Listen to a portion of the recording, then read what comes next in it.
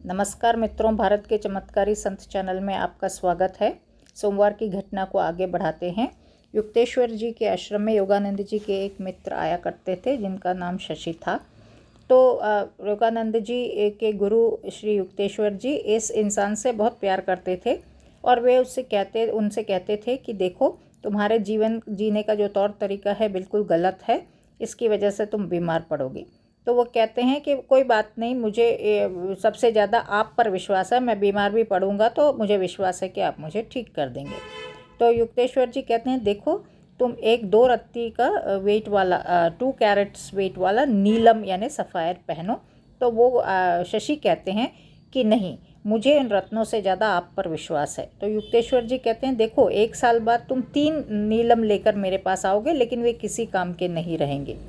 तब भी शशि पर कोई असर नहीं पड़ता। और उसके बाद जो है, एक बार जब युक्तेश्वर जी कलकत्ता में अपने किसी शिष्य के घर रहते हैं, वहीं पर योगानंद जी भी रहते हैं, तो सीढ़ियों पर किसी के चढ़ने की आहट होती है। तो योगानंद जी से युक्तेश्वर जी कहते हैं, यह शशि है, इससे कह दो कि मैं इसकी कोई मदद नहीं कर सकता, मैं इससे मिलना नहीं चाहता।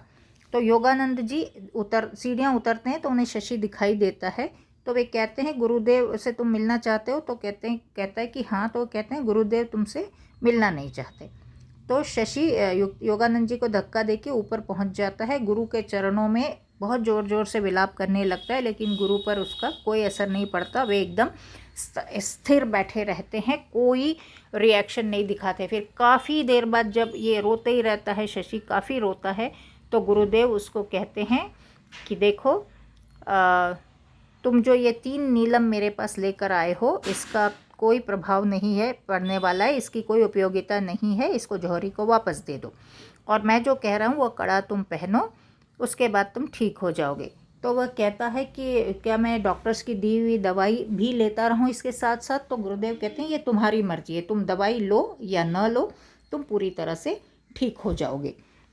तो शशि वहाँ से चला जाता है। उसके बाद योगानंद जी जब उससे मिलने हर सप्ताह जाते हैं तो देखते हैं कि उसकी हालत हर बार ख़राब होती जाती है। तो उन्हें आश्चर्य होता है कि गुरु ने तो आश्वासन दिया था कि ये पूरी तरह से ठीक हो जाएगा, यह तो बहुत बीमार हो रहा है। और एक समय ऐसा आता है कि डॉक्टर्स कह देते हैं कि आज की रात बिताना बहुत मुश्किल है करके।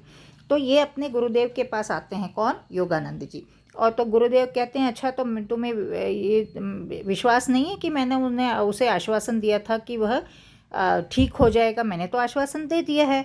उसके बाद अगले दिन जब योगानंद जी शशि के घर जाते हैं तो पूर्ण तरह स्वस्थ रहता है और दूध पी रहा होता है। और शशि योगानंद जी को बताता है कि मैंने कल अपने कमरे में गुरुदेव की उपस्थिति महसूस की, उसके तुरंत बाद मैं ठीक हो गया। इस तरह से श्री युक्तेश्वर जी के वचन सत्य साबित होते हैं और डॉक्टर्स के वचन असत्य साबित होते हैं। तो आज की घटना यहीं समाप्त करती हूँ। अगली घटना के लिए मिलते हैं कल। प्रणाम।